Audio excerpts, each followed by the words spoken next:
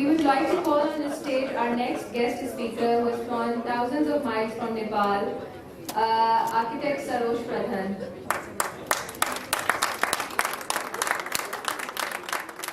Sarosh Pradhan is Nepal-based architect, artist who believes in holistic living. He has won several design competitions and was awarded J.K. Foundation Young Architect of the Year Award in Bangalore in 2004. He heads the design firm Sarosh Pradhan and Associates based in Kathmandu, Nepal, and is editor-in-chief of Spaces, Nepal's architectural art and design journal. With an early interest in art design, his firm has won and implemented several national design competitions such as Deva Sedu Community Center and the Sculptural Memorial inside the U.S. Embassy in Nepal. He has an added inner dimension for poetry, yoga, music and meditation, and also shares his experiences in the open secret world. Ladies and gentlemen, please welcome our speaker, Sarosh Pradhan. Thank you. Assalamu alaikum. Khush Amdeed. Namaste. I think it's really wonderful that you have this interesting topic that brings us all together. And I'd like to share that when I heard this topic, I was in Ladakh, in India. We're doing a small project there, a wellness center. And I was always, then I was thinking that I wish I could cross the border. I saw so much of the Indian, there is the Indian army placed all over. But I think as human beings, when there is the word Nepal or Pakistan or India removed and we look at the Himalayas, we're all connected with the mountains and the spirit of the place. Can I have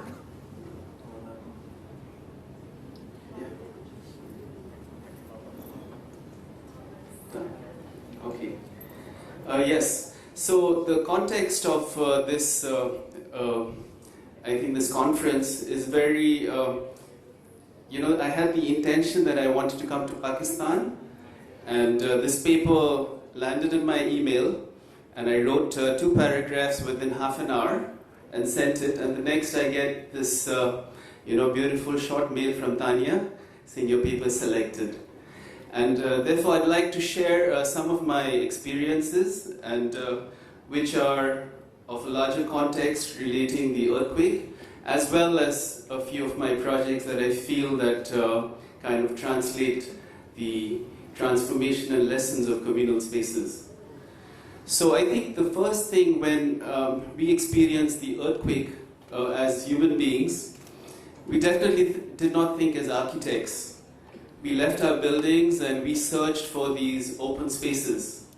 The 2 images that are my starting slide, one is of a place that I'm working in the Annapurna area. It's called the Kathmando Valley, which is very beautiful.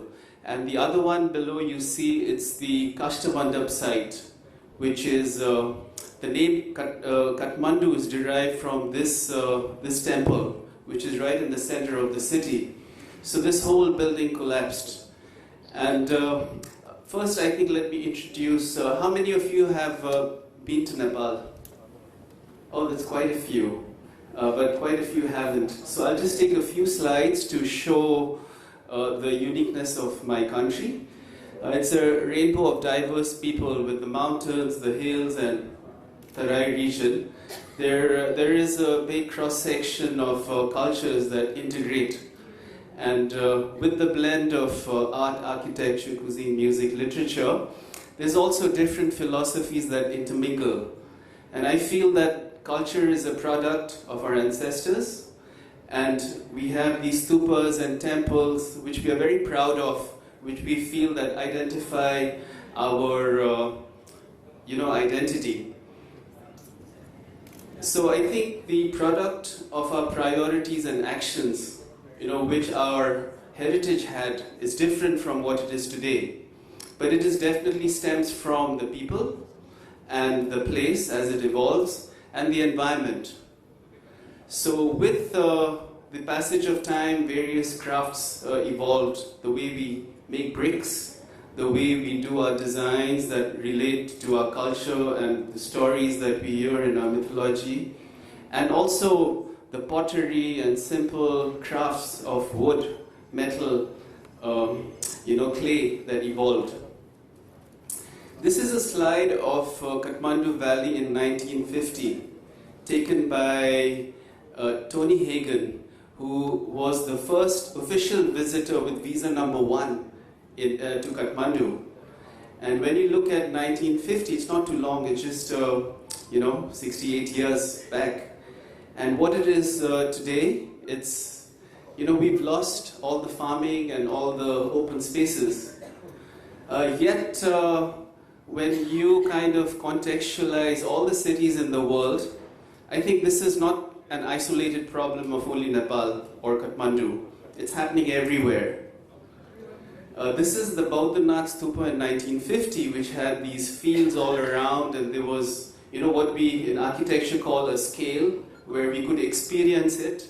Today in 2000, when the earthquake happened, and soon after in 2016, this is the kind of density that is around it. This is a view of Bhaktapur, a very popular destination and very well preserved a little place. There is many festivals there. This is the sea of people in one of the jatras, we call it. And the image below is when the earthquake happened. And you see it isolated, people were all confused.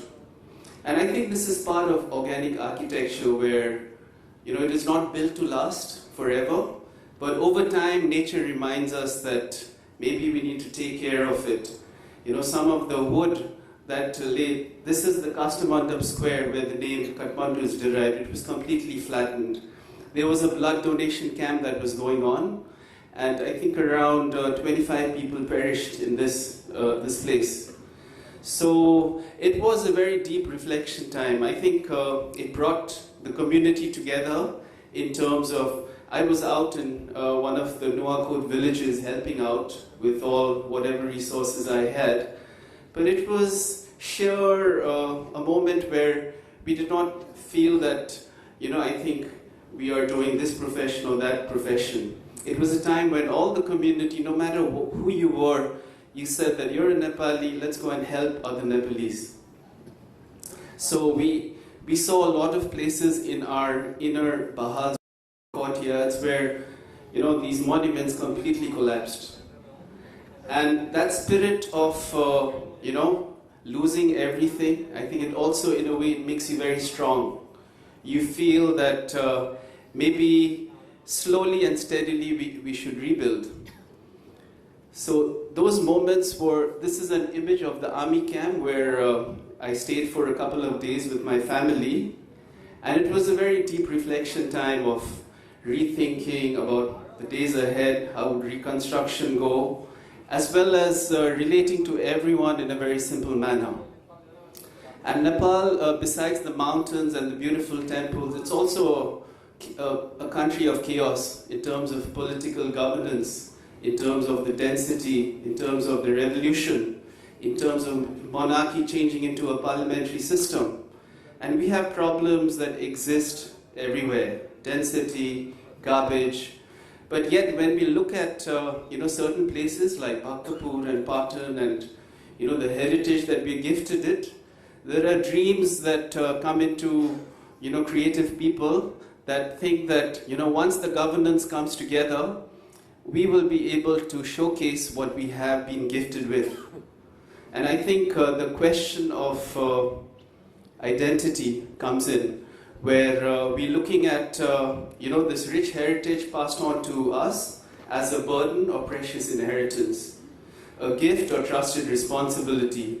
And this is the dilemma of all of us there as architects.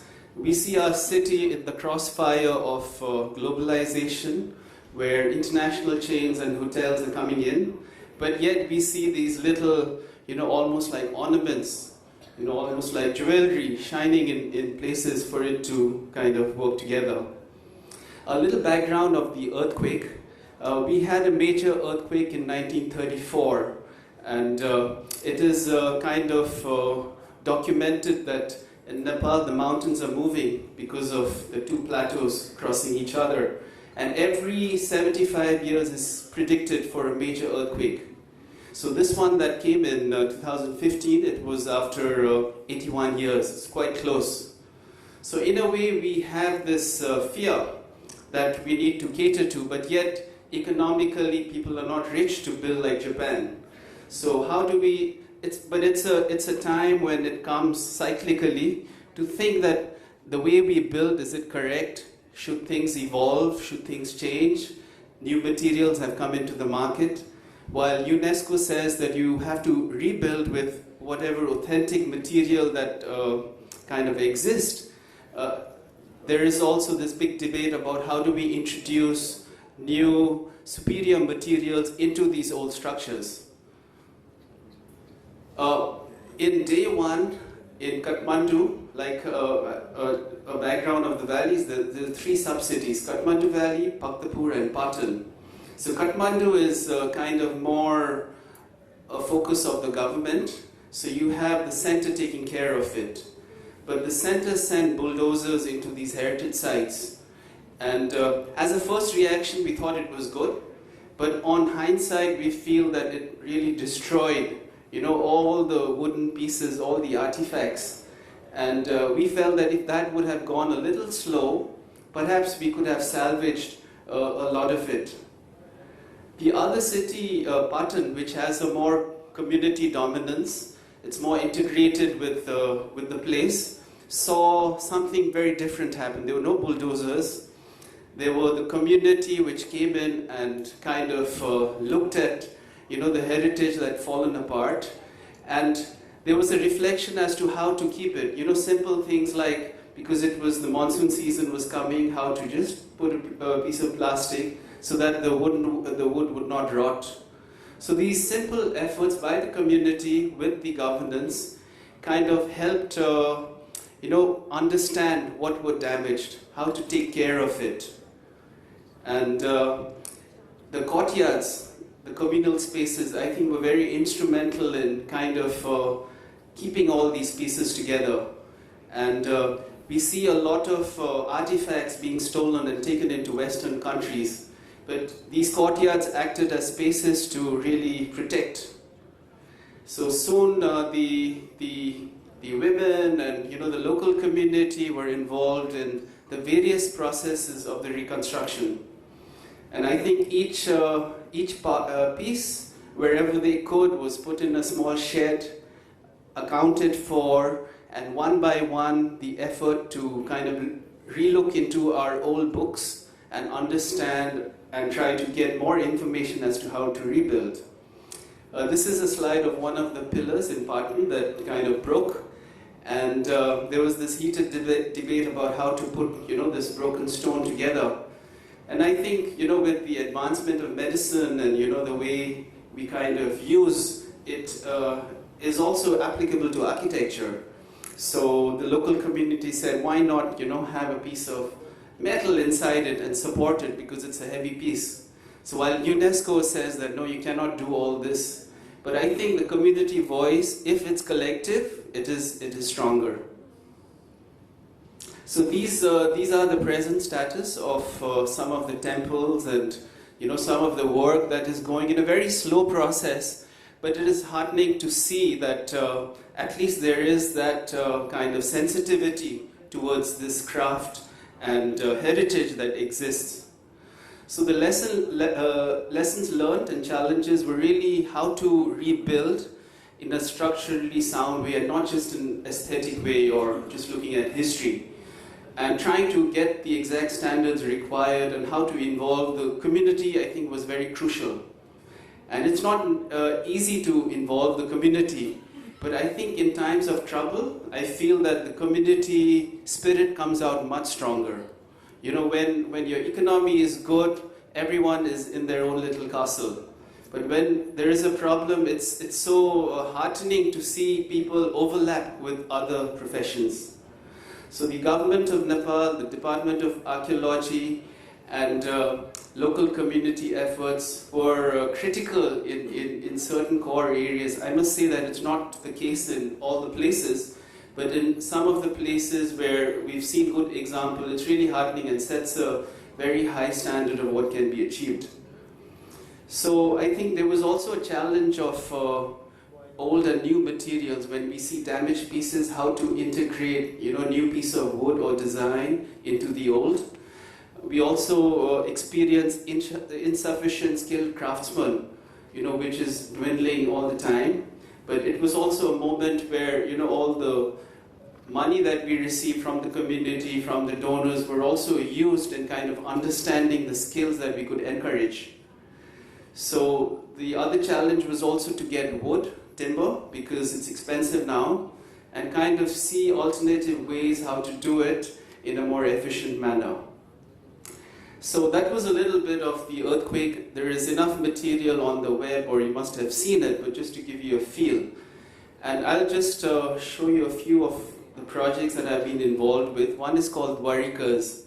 And this is also an interesting project because it was started by a person called Dwarika Das.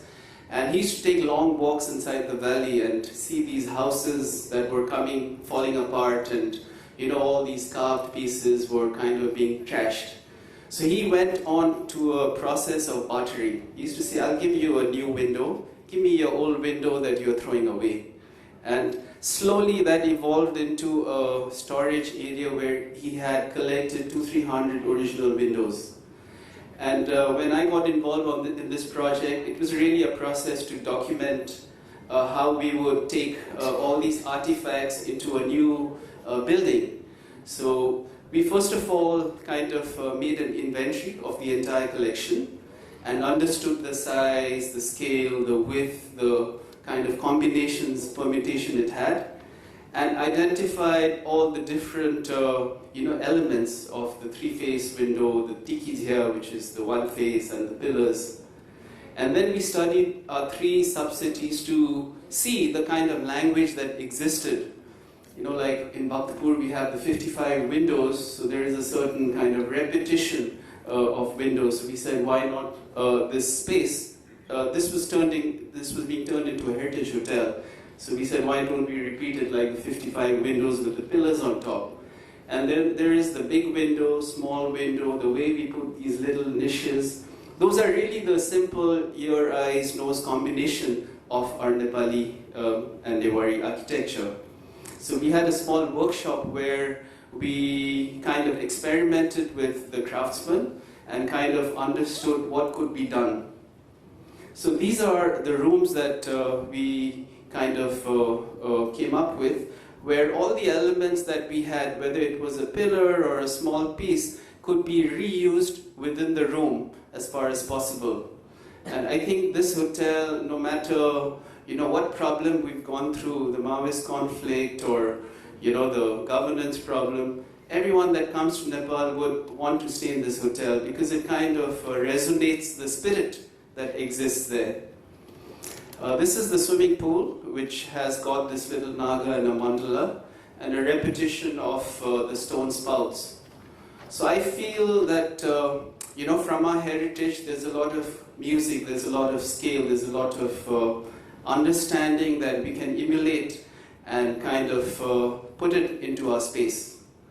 So if you change the quality or the scale of your room, which the original traditional architecture was very small, and it happens with most of the traditional architecture within the valley, but you change the scale and give it room and air, suddenly it can be called luxurious. It's competing with the Amman resorts.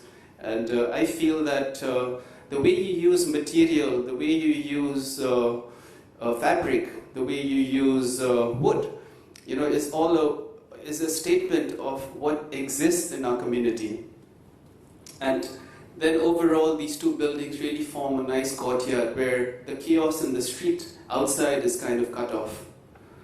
So moving up to the mountains, for those of you who've not been out of Karachi or not seen your mountains or not been to Nepal, this is our gateway to the Everest area. It's called Lukla. And it's a small airstrip that kind of slides upward. And the scary part is, when you're flying out, you going downwards, racing, and you better take off at the end. So As soon as you're out of the urban context of cars and mobiles, and you're in fresh air, I think your body behaves very differently. And for me, I've done several projects up in the mountain, and the mountains I feel have really changed me. I started practicing yoga, and I think for anyone who treks or walks up in the mountain, it comes quite naturally. You're not with too many people. You kind of have a lot of time to reflect. You are very hungry, so you enjoy whatever food you get and relish it. You don't overdo it. So I think my experiences up in the mountain changed me for the better, I would say, because initially as an architect I was doing a lot of projects in the valley, but doing projects up in the mountain really taught me how to go slow and enjoy things. So this was one little resort I'd done, all out of stone and pebbles. And I think it's a luxury these days to kind of build these small houses that kind of have a strong sense of material and place, and I think these are communal spaces that we can identify ourselves with. Another project is what you see as the Kwambi Resort. Was something that a client of mine wanted to do because there's a heavy traffic up in the Everest area, and he wanted to do a resort, and so we took a ride to this place. This is the spectacular view. You see Mount Everest, the Lhotse, Amadaglam.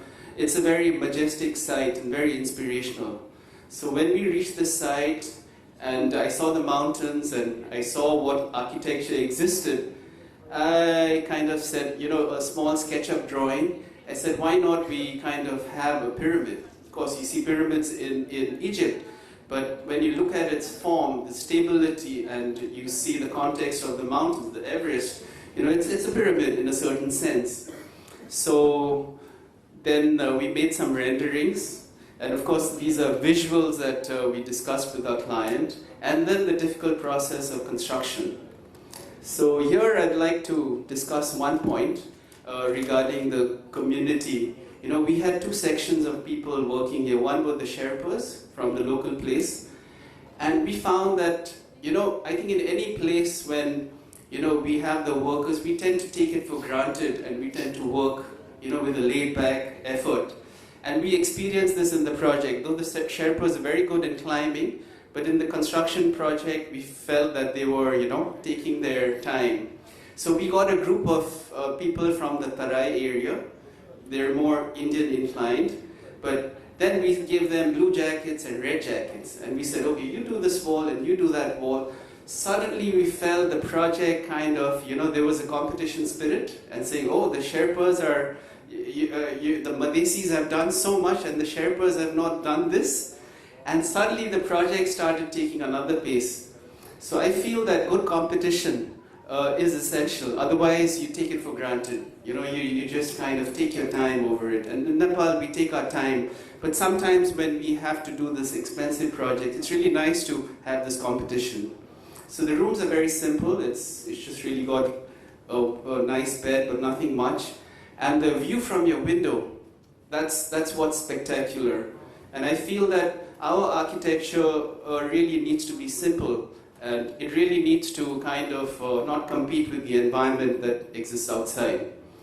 And a sense of spirituality, I feel, just comes when you look at the mountains. It's a humbling experience where you kind of understand a language which is very different in the urban densities that we exist. This is a project, the rock slices at the US Embassy. In Nepal, the US Embassy built a new embassy, a very large one, and it seems that they have a standard design of small, medium, big, depending on the country, and they just plonk the design, get workers from Turkey, material from all over the world, and have heavy security and build it. So after this was built, the US ambassador was not happy with the landscaping, and had floated a competition that for a small memorial on May 1st they have a memorial service, so they wanted to do a memorial inside the embassy, and they invited architects from Nepal to kind of compete in ideas.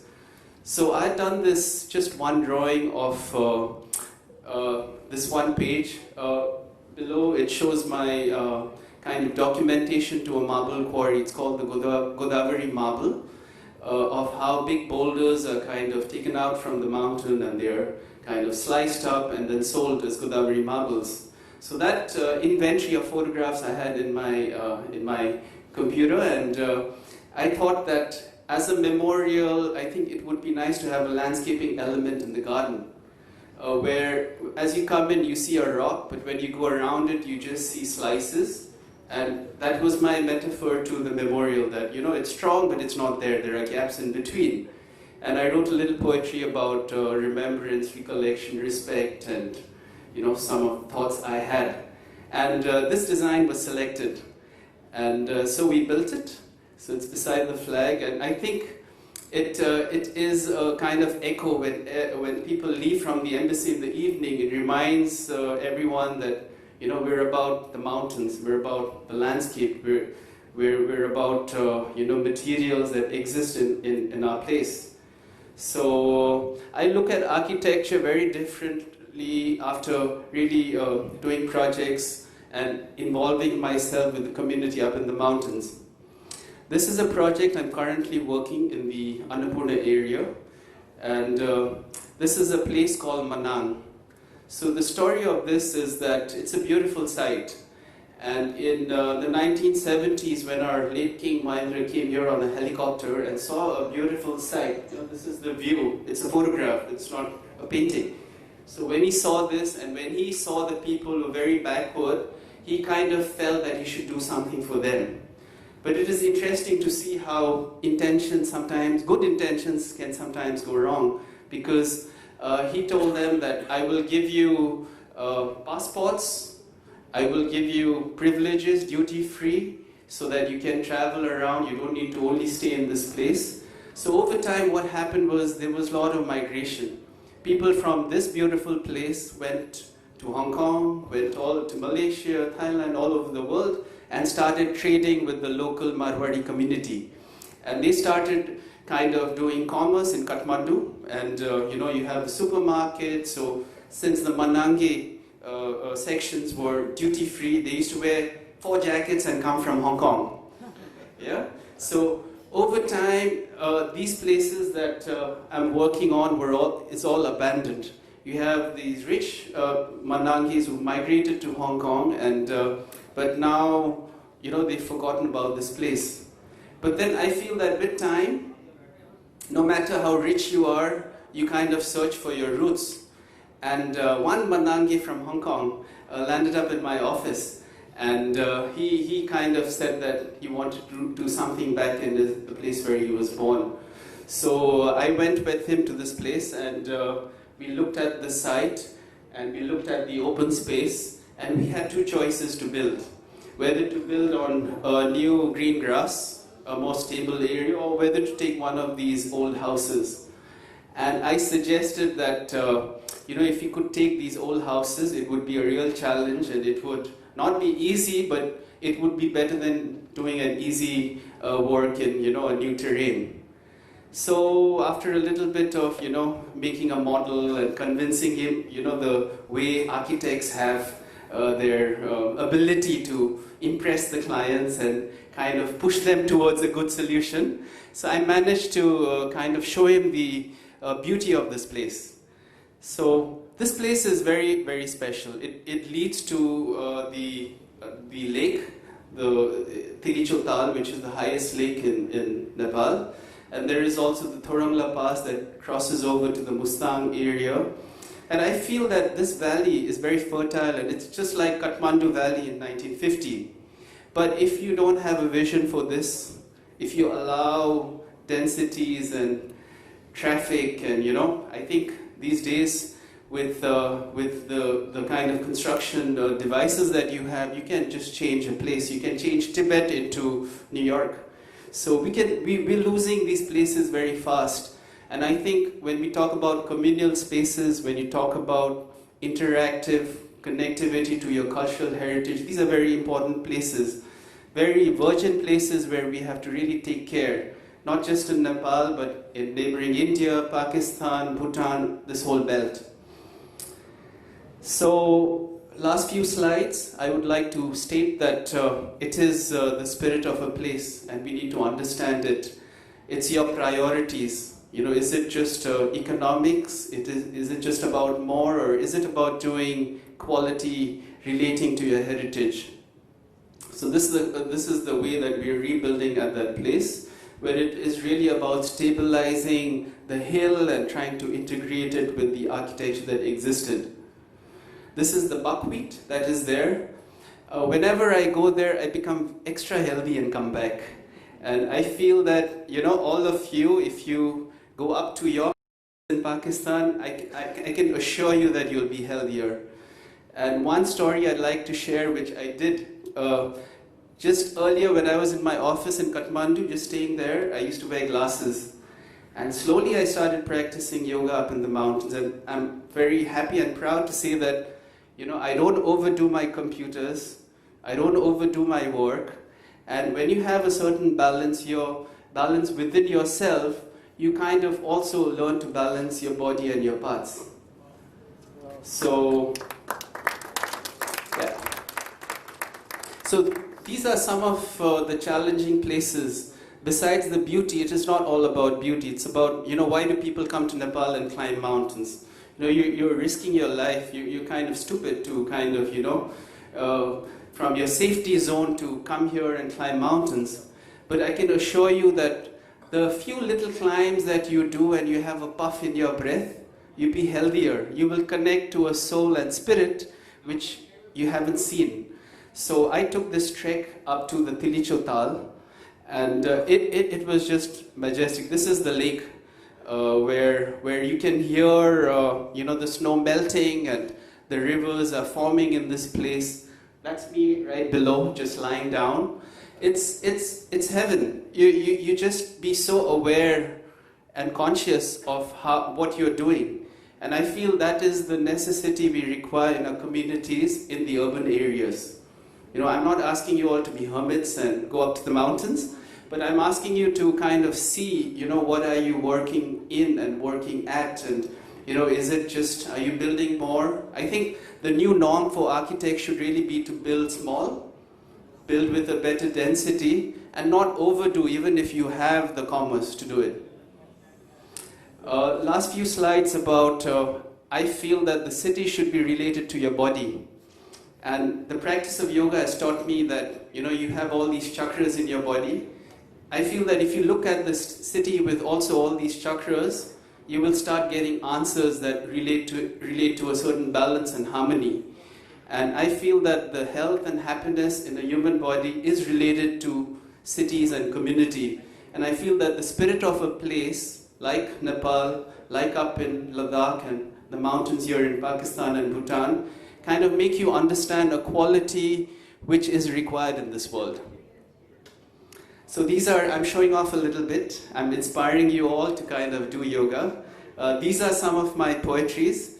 I write 3-4 lines when I'm up in the mountain, and, you know, stretch your mind and your body will be flexible, stretch your body and your mind will follow. It's this big cycle, but it's all related.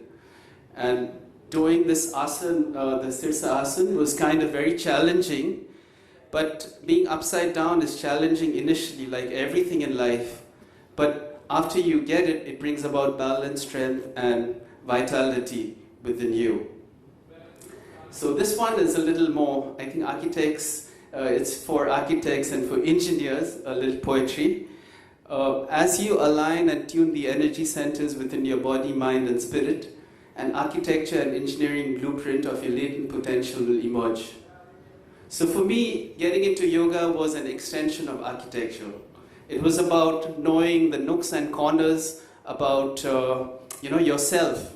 And when you understand, you know, your hand, like, you know, your hand has got a fracture, you see how important it is, you know, what you can do with it. But we take our body for granted, we take our mind for granted, we take our eyes for granted.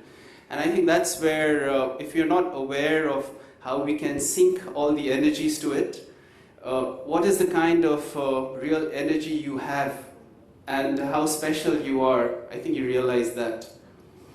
So the spirit of a place I keep echoing because I see that priorities are changing in this world. We're looking at China, we're looking at India, we're looking at America, we're looking at Dubai. We see, when I came here also, I got a sense of Oman and the places that are emerging. I think there's a big, I feel it's like a Disneyland that's happening all around, where we're trying to build these humongous structures that kind of take a lot of energy. And the bigger question of, is it making us happier? Is it making us healthier? I think these are critical issues that we need to understand. So the sharing, yet with the sense of privacy, from our heritage, what we have, like the courtyards, parties, dungidaras, the faith and challenges that I feel are really, about openness. The modern architecture, we're learning to build more walls, and I think challenge openness. And we should look at cultural entity as opportunities and inspirations. And Nepal, in some of the festivals we have, the negative side is there's a lot of sacrifice, animal sacrifice. And I kind of advocate with some of my friends that, we must also have the courage in our community to remove some of the inessentials. So the inheritance from our culture plays a very important part to really establish a communal space. And the question of identity, I'd like to repeat, is that, I think you have the debates here also. We saw some of the presentations of our heritage and how we can kind of integrate it with our city and really respect it. That's our challenge. Last slide, when I was moving out of the Kathmandu Valley, this little girl was kind of playing with this rock and looking at the open space. And in a way, it kind of summarized what I feel about, open spaces in the city or up in the mountains. What do we give our children? Do we give them more buildings? Do we give them more confusion? Or do we integrate our space with the quality of life? And it depends on the eyes that you look with. Thank you very much.